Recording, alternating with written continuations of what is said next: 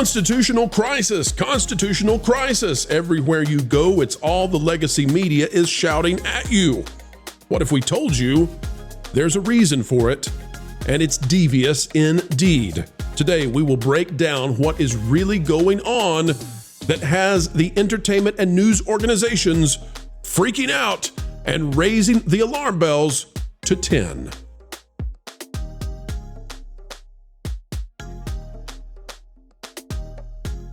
Hello, ladies and gentlemen. Welcome back to the channel that gives you the win after the win after the win. Yet again, another video of excellence on the way. Folks, as we get ready to dive in, click the like button, and we'll tell you why they're already screaming constitutional crisis, and all because they're losing the divisive money being paid from the government for the things that they were reporting in a, well, scandalous way. This is coming to us from Carmine Sabia. It's my best attempt on that one. It says it appears that the Democrat Party and the media has gotten their constitutional crisis talking points. I want to say that we're going to try to aim this towards the entertainment sphere of things and towards the legacy media, not necessarily towards the political parties, because we don't have any problem with political parties having talking points. That's what political parties do. It's when the journalists out there decide they're going to participate, and we'll show you why they are. Here is the video. Take a look at the unison, the unity that is out there, and it's not good indeed. By definition, are we in a constitutional crisis? Dangerously close to a constitutional crisis. Constitutional crisis. Constitutional crisis. Constitutional crisis. Constitutional crisis. Constitutional crisis. Constitutional crisis. Constitutional crisis. I think this is the most serious constitutional crisis the country has faced, certainly since Watergate. All right, so we got a good old-fashioned constitutional crisis, and you say, well, Pro, it's just politicians. That's not your thing, man. Stay out of politics. Well, take a look at this. Here's the list. NPR, New York Times, CNN, Wall Street Journal, Brookings, The Hill, Washington Post, and The Bulwark. Are we in a constitutional crisis? Trump's actions have created a constitutional crisis. Analysis, Trump team overhauls government, a constitutional crisis looms. Opinion, is there a constitutional crisis? I can keep going, folks, and so can they, because page after page after page, if you search for constitutional crisis, well, you'll find one. Take a look at this. This is shared by Charlie Kirk from CNN. Scott Jennings says we have a constitutional crisis caused by these judges instead. So let's see what the counter argument is. Here we go, and then we'll explain what's really going on in the legacy media and beyond simply the politics of it. If a judge tried to tell a general how to conduct a military operation, that would be illegal. If a judge tried to command the attorney general and how to use her discretion as a prosecutor, that's also illegal. Judges aren't allowed to control the executive's legitimate power. The word legitimate is doing a lot of work here, but we do know that judges do get to say whether the executive is complying with the law or not. That's been the case for decades, hundreds of years. Well, I think there's a difference between saying whether you're complying with the law, and then you have these individual district court judges setting effectively broad federal policy that is specifically reserved for the president of the United States. I think we do have a constitutional crisis, and it's being caused by these judges. They're not here to tell us. They're not here to tell us how to spend the money. What are you talking They're about? not here to set broad federal policy. That is the president's job as elected by the people. These judges are supposed to be settling discrete, specific matters, not policy setting. I think Vance is right. I think Trump has a point, and these judges want nothing more to continue the lawfare against Trump. Now, here's the gist of it, folks. The reason that the legacy media, not just politicians, but companies that both own news organizations as well as entertainment endeavors, the reason they're saying that this is a constitutional crisis, which would be a big deal if it were true, and it's not, the reason they're saying it is because the money is drying up. That's what the constitutional crisis is. The crisis is that apparently the U.S. government has been subsidizing the suck of the mainstream media for years, if not decades, and it's leaving. Trump is tired of it. Take a look at this from Johnny Yu. It says USAID pushed $472 million through a secretive U.S. government-financed NGO called Internews Network. In 2023, they produced 4,800 hours of broadcasts, reaching up to 778 million people and training over 9,000 journalists. The money went to 4,291 media outlets. The entire thing, it appears to me, may have been paid by the U.S. government. In other words, the entire journalism industry may have been propped up by the propaganda departments of the U.S. government. Yes, conspiracy theorists out there, pat yourself on the backs for one time. Here you go. And it gets worse. In fact, it's so bad that I have a hard time even reading this. I can't believe it. Take a look at it. And by the way, it's not that I can't believe that they're doing it. I can't believe that they put it out publicly for us to just find. They were so confident that you would never see this because nobody was looking for it because they were in control. From the Department of Defense, this is out of usaspending.gov, shared by Breaking 911. From the usaspending.gov website, the Department of Defense apparently, starting in 2018 and going through to 2022, paid for active social engineering defense, large-scale social deception, to Reuters. Now, I don't know if you all know this, but Reuters is a news organization, or at least we thought it was.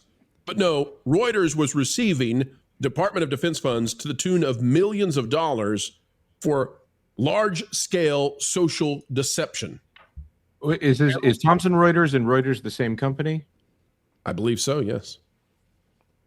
It's on the description, by the way, of this itemized invoice. It's crazy. It's absolutely insane. This is why I sent it to you this morning, bro, because I couldn't believe what I was reading, that they would have large-scale deception as the purpose for which this money was allocated. It's absolutely insane. I think they would do it for free, but they'll welcome that money. That's for sure. I agree. Yeah, I remember many years ago, there was some stuff circulating about the Smith-Mundt Act. I don't know if you guys remember that and it being removed. And there was a lot of speculation as to when they did that, if in the conspiracy communities, as to if that was going to ramp up propaganda within our country. And we have seen an extreme rise of it over the past, 15, 20 years, as far as just seems to be state-sponsored propaganda. And it looks like this is just more confirmation.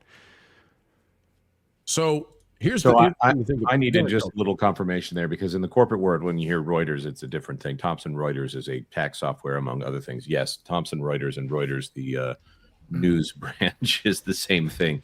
I had a little alarm bell there that I wanted to make sure I check here. Reuters, like the Associated Press, is one of those news organizations that will be used to supplement smaller newsrooms. So if you're reading an article in your local paper that's on something that happened in, I don't know, Iran or something like that, they're probably not sending Linda from the news office to go over to Iran to do that. They will supplement with Associated Press and Reuters there. So it's kind of an overarching organization that has made its way into so many different news publications. If you see AP or Reuters, you usually see that right at the start of the article in all caps to say where it comes from. But it ends up being kind of signal noise when you're reading through something like that, because you want to get to that headline. So here's something to think about.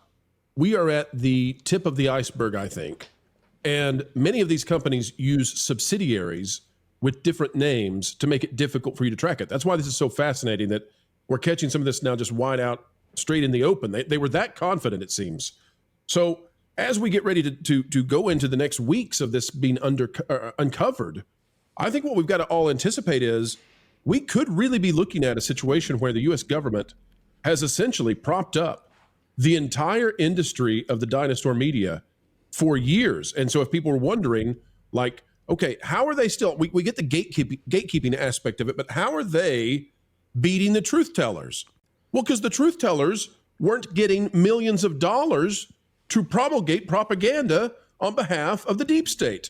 And I hate to even use the phrase deep state, but I don't know what else to call this now. I mean, you could say entrenched bureaucracy, but it's essentially the same thing. Sure. So then the question becomes, all right, we've been uncovering that there's been money going to Disney, right? We found out there was $6 million that went from USAID to Nat Geo. So, Christian, I guess I go to you and just ask, as we look across the full landscape of Hollywood, how far is that going to go? How far are we going to, as we begin to uncover this, how far does it go, do you think, down this rabbit hole? You know, I think all bets are off at this point. It is fascinating. I also wonder, back to the legacy media situation, you know, I've noticed that the corruption just went from 0 to 100 in the last 10 years. You know, was that happening at the same time as this new spigot of funding hit them, or has it been going on much, much longer? I think the bottom line is that a show like this, people like Megyn Kelly, you're finding these new, original, honest, authentic voices rising up and being successful on their own terms. And the mainstream media just can't succeed on its own terms now. And now we're finding out that that was even more true than we realized. They were being propped up. It's a massive scandal. It's just bubbling up. And the media really is going down with the ship. They have no ability or willingness to course correct. There's no Bernard Goldberg within the system willing to kind of raise his or her hand and say, listen, this is corruption at its highest levels. I'm going to blow the whistle. Those people are gone. I mean, I guess you could say Barry Weiss was that person a couple of years ago. Yeah, it's stunning. It's all happening in real time. Every day, every hour, there's another news story that makes your jaw drop. And we should be shocked, but we shouldn't be shocked, but we are. Well, how do you get so many of these, conceivably disparate news organizations all on the same page? How are they all saying the same thing at the exact same time that they're saying it and all of that? I mean, you had to assume that somebody was getting marching orders from somewhere. I understand a lot of these, there's only a couple corporations, let's say, that actually own the large majority of the media corporations out there. I get that. But, constitutional crisis amongst every single platform, available, that's crazy. I still can't get over the fact that the line item literally says large-scale social deception.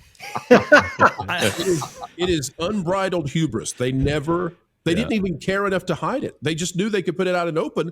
And so long as the legacy media was in charge, nobody was going to look for this. Nobody knew to look for this. Basically impossible. So the other thing I think we have to look at is the absolute triumph of Elon Musk.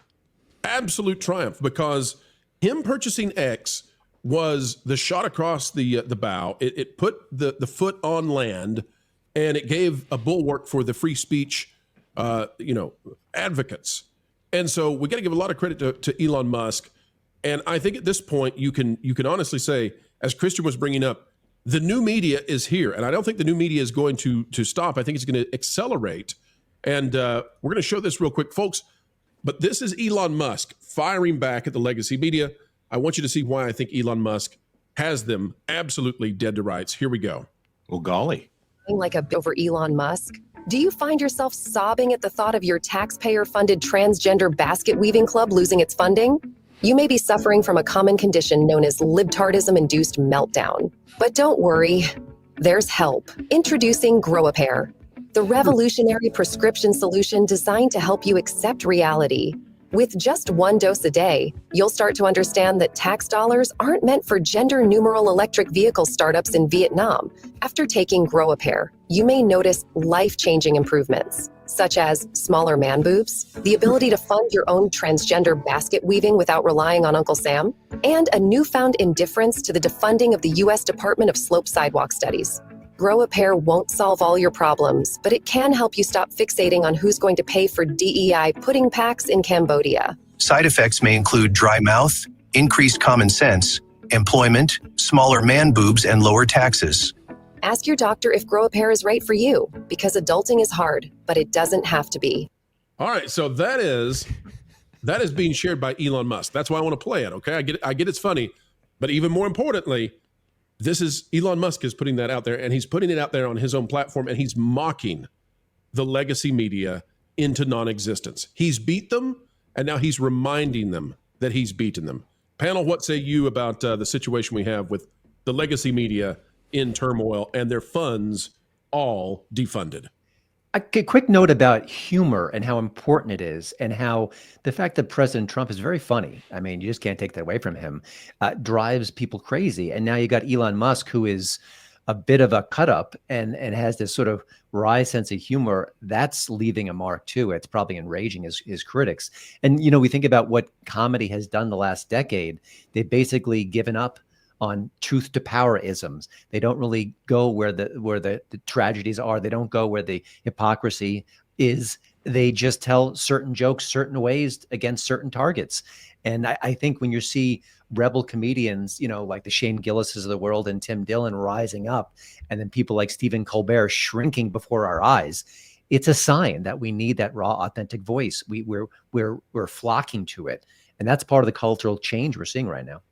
That's a really good point, and I brought this up a lot on this show. The fact that Jon Stewart was a joke show, the Daily Show with Jon Stewart. It was supposed to be a joke that he was covering the news, and then people started making their own political opinions based off of that snark. And then Twitter with 140 characters, it was a competition to see who could reduce this to the most dismissive take possible. Mm-hmm.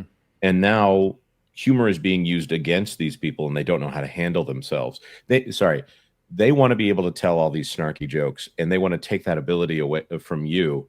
And now that free speech is the same as hate speech to them, so they want to get rid of that hate speech, meaning the jokes they don't like. They can't compete when the handcuffs are really off. Yeah, and go ahead, Vash. Well, I just think it's super incredible to see what we are witnessing right now, this almost political revolution that we're having in this country right here, and seeing how analogous it is to, our previous revolution, 1776. It took a lot by a lot of brave men to actually have that happen, but it can't be discounted that a lot of people put their careers and notoriety on the line in order to ensure that happens. And it's interesting to see how impactful some amazing figures were towards that revolution, like Benjamin Franklin, for example, right? How he was a little bit discarded by his own government. It was like, you know what, I'm going to go ahead and be part of this revolutionary effort, and goes over to France, and we all know how that goes. It's kind of analogous to how Elon Musk has transformed this kind of MAGA revolution, right? Or maybe even Common Sense with Thomas Paine, and how fundamentally transformational that was for the American Revolution, and really changing people's mindsets, right? Well, that's kind of what's happened with X, and how we've had this political awakening from a platform that really prides itself on free speech and getting that message out there. It's just, I think it's really, really fascinating what time period we're living in here at this very moment, and how representative it is on political revolutions even within this country. That's right. Conspiracy theorists, pat yourselves on the back one more time, and just know that when it came to the government funding misinformation, you were right this time. Culture, you took a deep breath. Did you want to get the last word on that? You had something. No, it's just Christian's right. This is the tip of the iceberg. We've been saying that for days now in regards to all the USAID revelations that we've seen, but we're not even close to starting. I mean, there's several hundred U.S. government agencies, all of which are, compromised in various ways and doling out, from the public teat, for lack of a better way to say that. And it's been getting distributed to people who just are anti-American, for lack of a better say. And when I say that, I say it in the most serious way, because they're trying to destroy American society. Those efforts are fairly clear. And it's just to wake so many people up with the actual information, with the actual truth of the matter, it should be shocking them, and the hyperbolic whining that we're hearing from the politicians from one side of the equation here at being exposed is to try to redirect this. There's no redirecting this kind of conspiratorial garbage, the absolute heck bent intent to destroy the American way of life that we've been subjected to for who knows how long. It might have even started even before the Obama era, although I believe once they were able to get rid of the Smith-Mundt Act as it was at the time, they were able to start, freely propagandizing to us. And you'll probably want to look that up, folks. But, prior to that, the government wasn't allowed to mislead Americans. Now they can. With U.S. tax dollars. They could. But it seems that they should no more. We'll see how it plays out, folks. We'll keep an eye on it. But that is the story as we see it as of right now. And as I think we all agree, this could blow up to be even bigger than we can currently see. You know, we really hope that you felt this video was satisfactual. We know we had an actual good time participating and communicating with each and every one of you out there listening. It is a great honor, it is a great pleasure, even a responsibility to do this on a daily basis. You give us the dream job we love doing, and for that we can never say thank you enough. There's only one small favor we ask beyond what has already been done, and that is, folks, consider it. That is clicking the like button. Share, subscribe, click it, stick it to those pesky algorithms. It's the notification bell. And drop a comment right on down below. Let us know your thoughts, because your thoughts do indeed matter, no matter what the mainstream media would otherwise say. Folks, as we say every single time we end these videos, because we mean it, keep learning, keep growing, and keep having fun. Why listen to music made by people and companies who really don't like you? Check out Vacation Radio today and prepare for all new content made by the people behind the WDW Pro Channel. It's the place you need for all the music. That should be fun.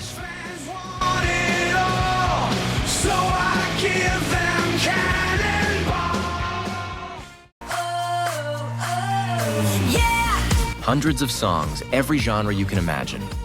Listen live on YouTube and enjoy a set list that's always sunny. It's Vacation Radio.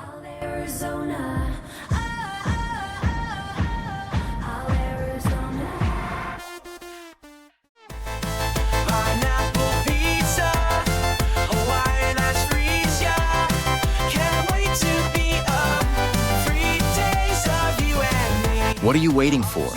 Every WDW Pro video has a link to Vacation Radio in the video description. Try it out and subscribe today.